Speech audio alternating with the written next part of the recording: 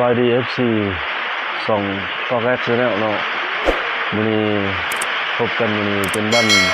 เสาร์เนาะพี่น้องเนาะวันพักวันพรของพนักงานและอุปกรณ์หลายๆฐานเนาะแต่ว่าสำหรับพ่อค้าเช้าขายกรรมกรเช้าไร่เช้าสวนก็ยังสืบต่อปฏิบัติหน้าที่งานของไฟของลาวเนาะเพื่อสอบอยู่ทำกินพบกันมื้อนี้พาพี่พาน้องมากินนี่พี่น้องเป็นคู่ขนามันเถอะมาเพียอยู่ทางกลางเนาะแล้วก็เอายอนี่ปกเทิงเลยมีตับยอนอย่างดีไปตลาดมื้อเช้านี่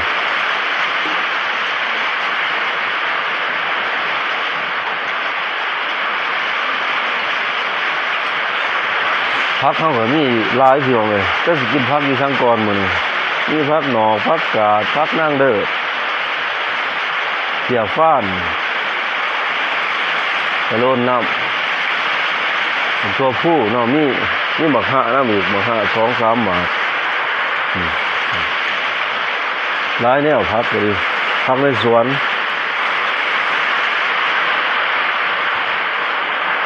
ผักบ่ได้ซื้อเพิ่นดอกเนาะมีแต่เก็บเอาอยู่ในสวนบรรยากาศฝนตกมื้อนี้พี่น้องเลยขออภัยเนาะเสียงฝนอยากแห้งแน่ทั้งลมทั้งฝนแต่คืนนี่พุ่นจักสิว่าแนวไหนสิว่าปลายฝนต้นหนาวก็คือบ่แม่นปลายฝนแนวไหนฝนก็ยองอยู่เบิดคืนเหมือนกันลมก็มาเป็นบาทเนาะมาพี่น้องมาเบาหลายพุ่นน่ะ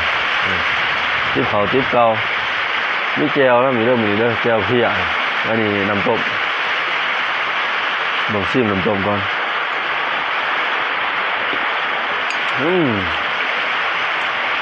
เราจะสดนอนเย็นไว้นะครับ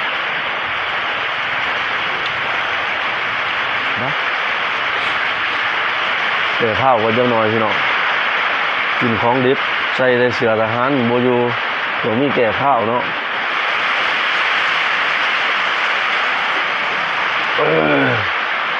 บ้องโสมแบบจึงโสมคุณภาพโสมกำเนิดเนาะทิมกำเนิดมันอยู่แบบจึงปัจจุบันนี่ก็ทางกระทรวงอุตสาหกรรมการค้าเพิ่นก็กำลังหาเกี่ยมจดทะเบียนทิมกำเนิดโสมแบบจึงเนาะก็มีข่าวออกมาทั้งข่าวเสกองวังเพิ่นประชุมกันวันที่10นี้เนาะทางกระทรวงอุตสาหกรรมการค้าแล้วก็แผนกอุตสาหกรรมการค้าแล้วก็ทางเจ้าเมืองจึงเนาะที่ว่าเป็นเมื่อร่วมประชุมอยู่แขวงเสกองเนาะเกี่ยวกับการจดทะเบียนโสมน้ำจึงแก้วเพียของผมโอ้ย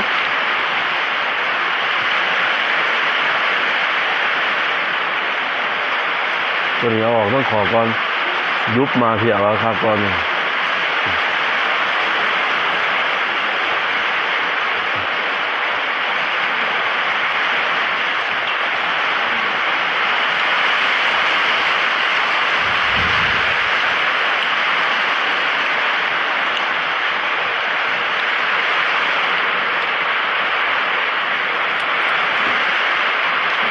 เราพูดกันอยู่ในสวนเหมือนกันพี่น้อง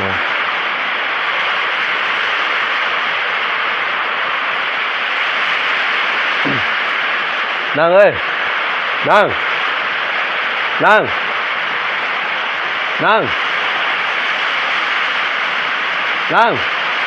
ใต้ไฟทั้งหลายเลยมืดร้ายพี่น้องเลยให้ดูใต้ไฟฮะเบิ่งไม้ตอนแก่ๆเนาะพี่น้องเนาะผู้ขนาดแล้วนะรับย้อนอย่างนี้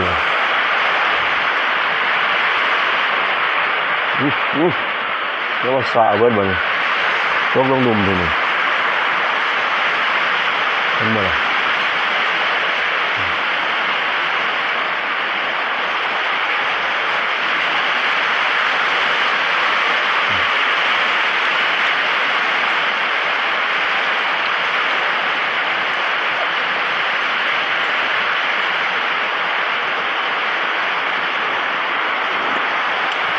อืม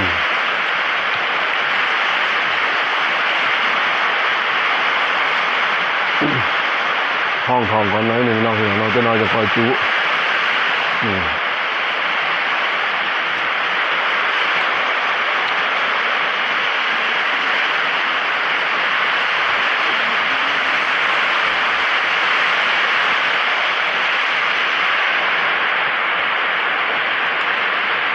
ก็คือยินเสียงกันในบ่อเนาะฝนแห้งโผล่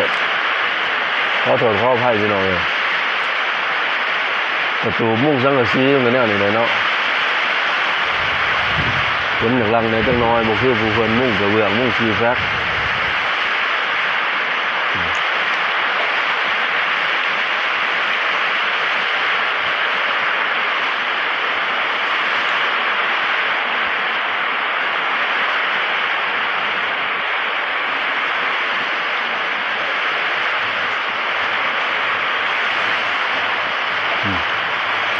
สตาร์ทกันมา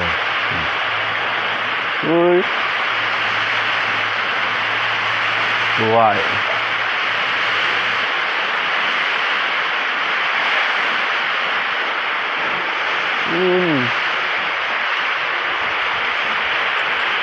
เสียฟ้า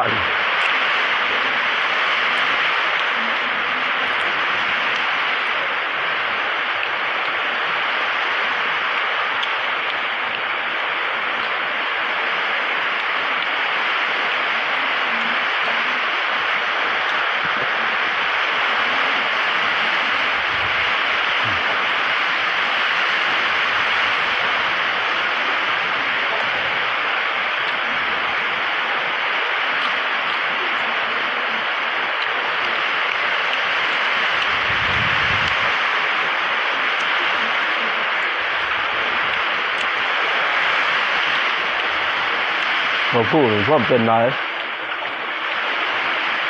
ทั้งเครื่องบ่ลมก่อนร้ายหามือนาเซตอ้อมสรูพี่น้องเบิ่ง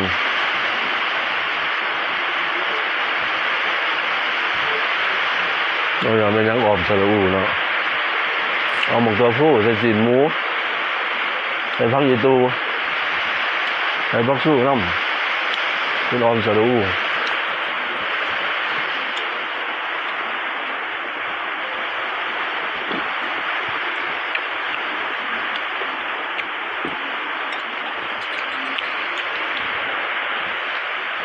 เสียงหยำพี่น้องเลยคือเก่าเลยแต่ว่า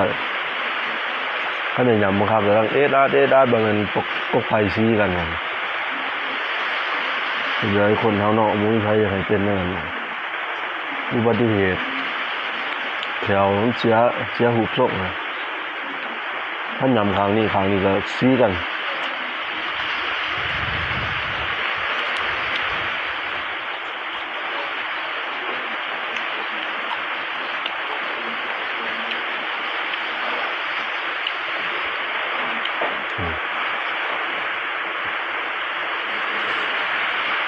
บอกพันลูกตับเลย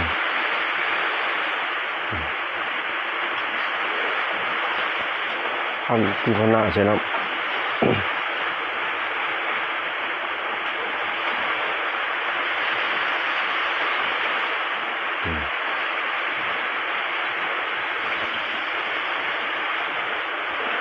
มันเป็นหยอทอที่กันนี่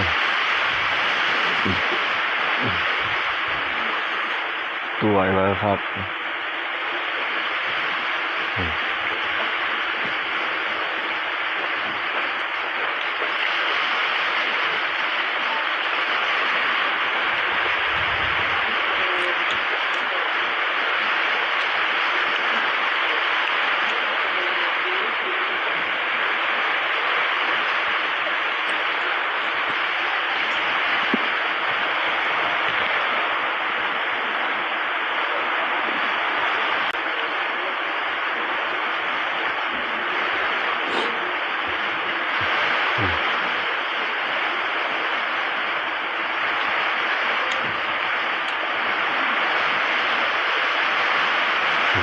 เพราะมันหัน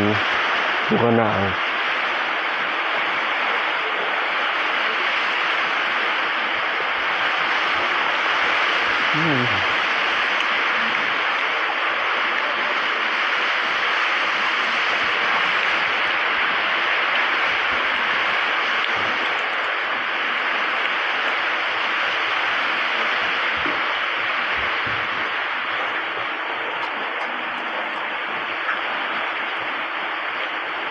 เดี๋ยว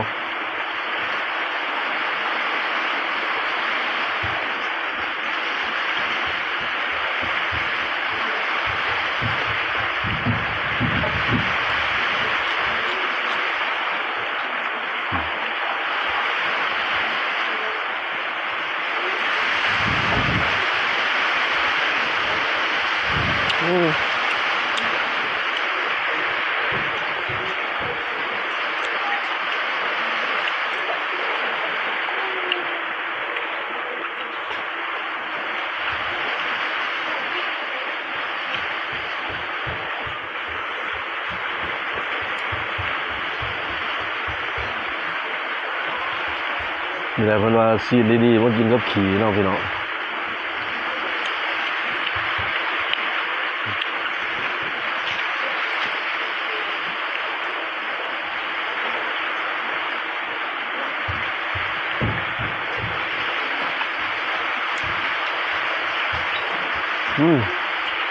เฮ็ดอะไร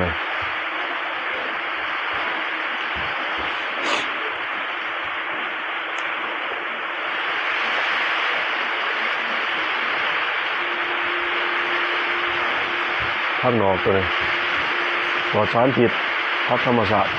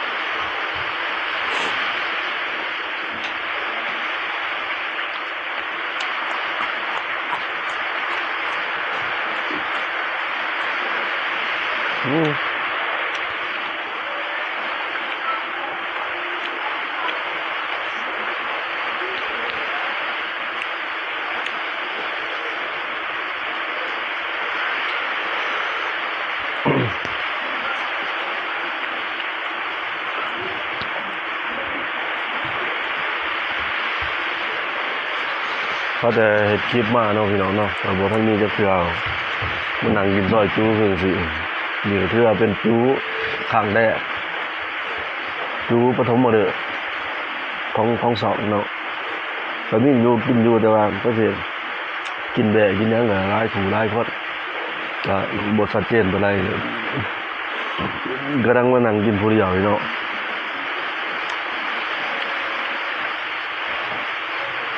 เพราะว่าบ่ค่อยได้ยินชื่อรู้ไปแล้วเฮิงเทื่อนึง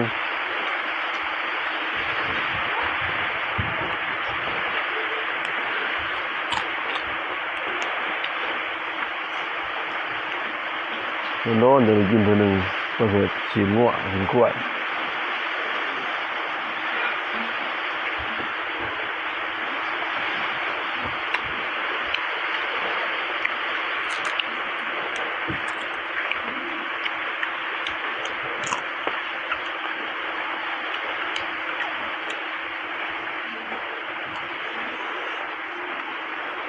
กินยามไหนก็แซ่บยามนั้นเนาะพี่น้องเนาะยามมันราคาแพงโลนึง70 บาทเกือบ200 บาทเนาะหรือว่า200บ่ฮู้ว่าเท่าไหร่เท่าไหร่เด้อ70 บาท70,000 กีบ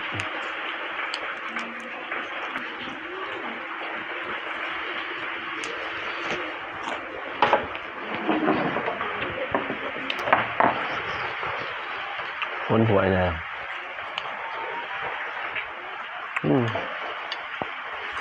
ประกาศหินก็ว่าเป็นวัสมีคือกัน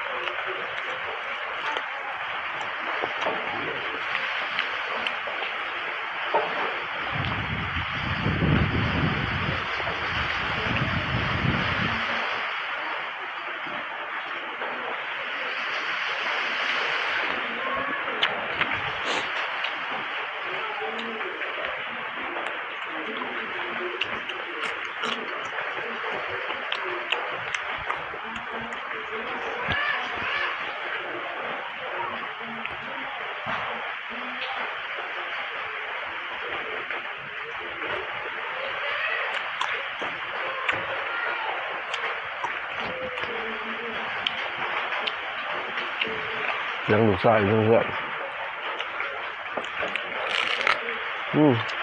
แก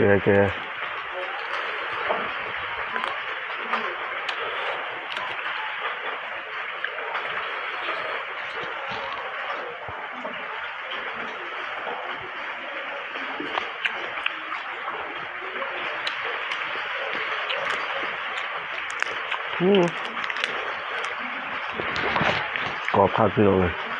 เสียแต่มันแก่เบิ้งเอาก็ยังดีเอาตัวนี้ซะ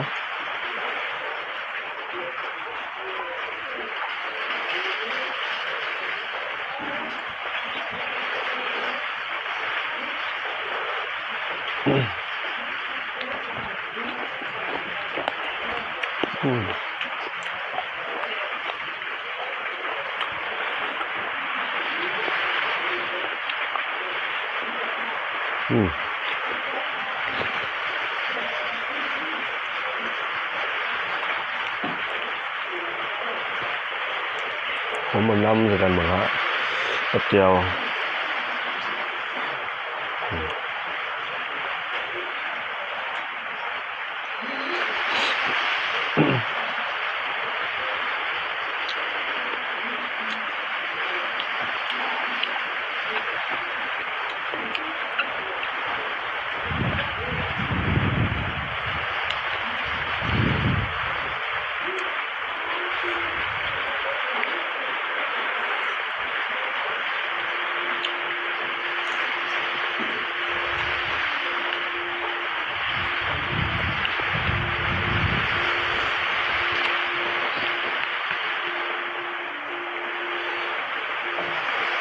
หอมขนาดหนาๆพี่น้องเลย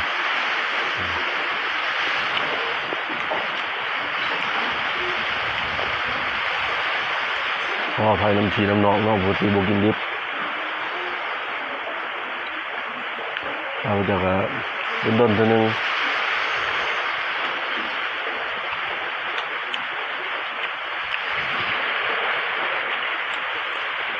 กินได้บ่ได้กันเนาะเบิ่งสุขภาพไปเนาะบางคนกินอะไรก็ดี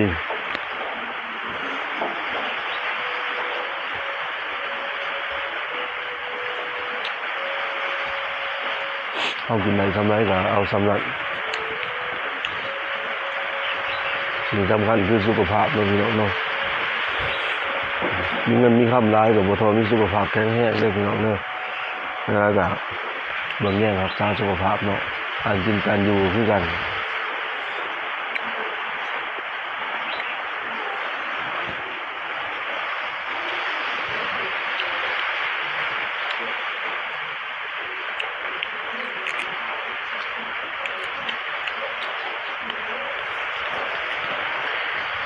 เงินโมเมนต์ทุกสิ่งทุกอย่างเนาะโมเมนต์บางสิ่งบางอย่างความสุขมันก็บ่สามารถซื้อได้ด้วยเงิน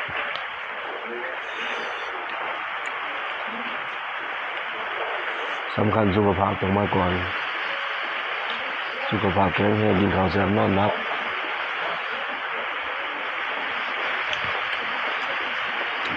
เบิดเท่านั้นชีวิตคนเรา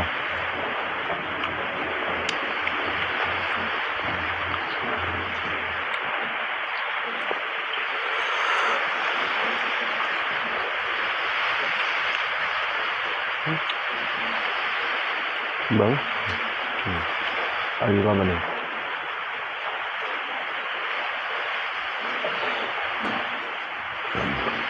พอเพชรอยู่เลย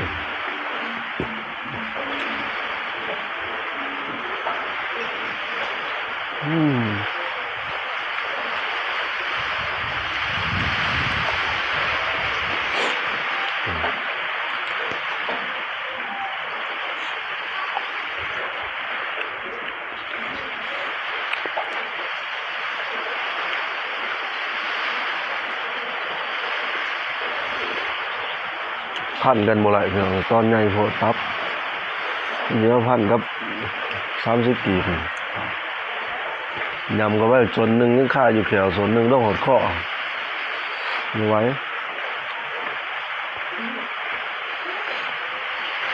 เวินแถวดีเลยครับ กินไรเนาะอ๋อกินคำใหญ่ไรกับอะไร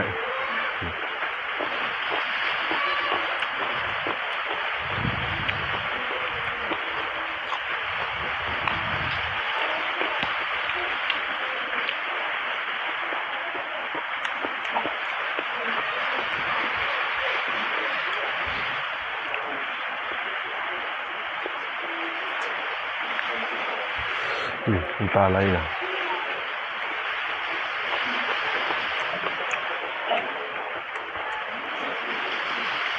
ตับผมพอดีถือตับย้อนเลยพี่น้อง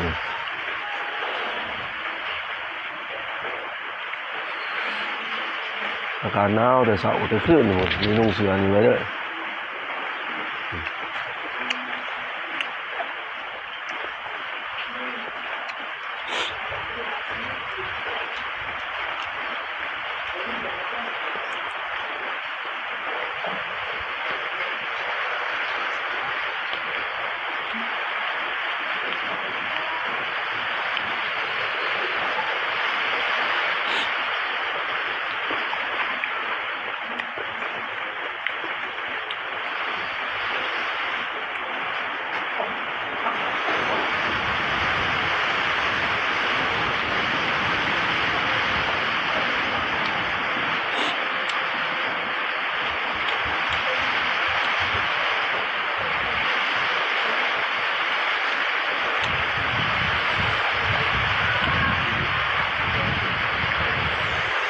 มาพี่อันขาลายมั้ย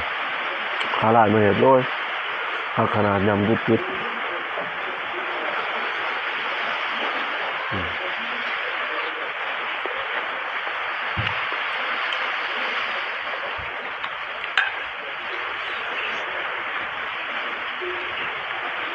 ตอนสุดท้ายพี่น้องตอนใหญ่ๆเนาะตอนตีสางน้ำนอง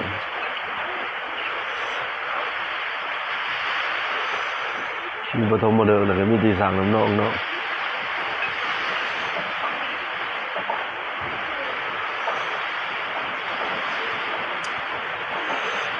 ปลามันซึมซับก่อน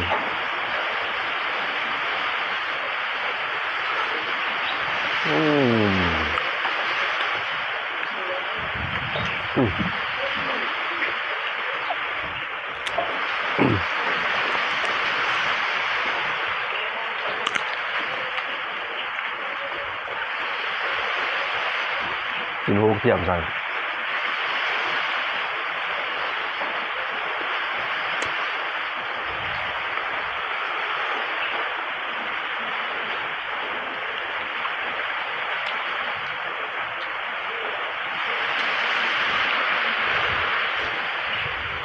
ว้า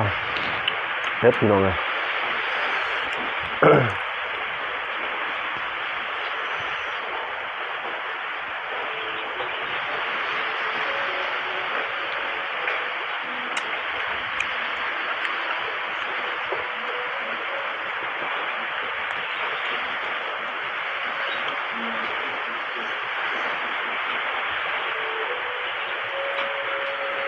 ดื่มอัดข้าวอยู่วันหนึ่งแล้ว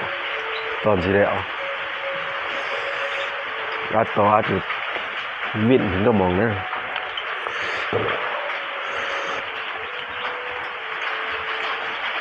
บ่ได้ใส่เลือดเอาครัวเขาก็ครัวใหม่แต่มันซีอยากซีสำคัญจะน้อยเนาะพี่น้องเนาะหมักไผ่หมักมันคือว่าเดือดทั้งดักจึงเฮาถ้าเดาบ่มักเฮ็ดเดือดตกโค้งส่วนนายมีแต่เดือดปาดเอาแล้ว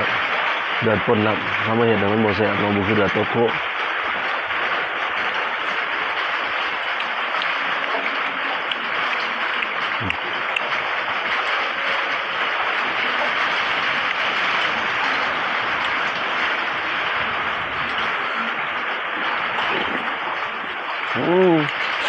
เป็นเย็น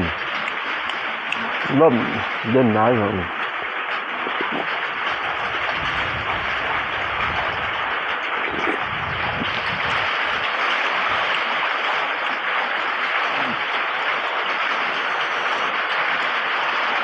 ยังน้อยหนึ่งเหนียนเลยครับ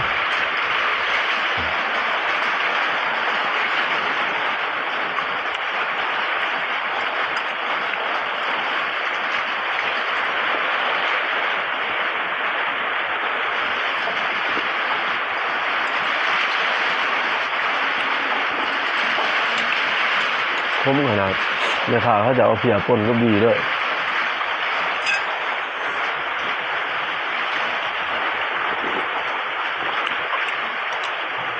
แต่ว่าบวกคักต้องเขามาป่นเองเพราะเขาไหลดีมากเป็นช่วงมันคือไหลรสชาติกว่าไหลอรรถรสกว่าครับสีดีๆเอาขี้มาใส่เนาะซอยเอาใส่โอ้คนเขาต่างกิน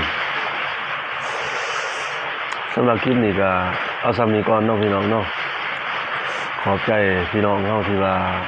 ให้เกียรติติดตามรับชมเนาะขอบใจทุกการติดตามขอบใจทุกการคอมเมนต์ขอบใจการกดไลค์กดแชร์ด้วยพี่น้องเด้อขอให้พี่น้องเขามีสุขภาพแข็งแรงเนาะปราศจากโรคภัยไข้เจ็บนานาประการที่สำคัญก็มีสุขภาพแข็งแรงขอให้ลำด้วยเบิดทุกคนเลยพี่น้องเด้อพบกันใหม่คลิปหน้าเนาะสำหรับคลิปนี้สบายดี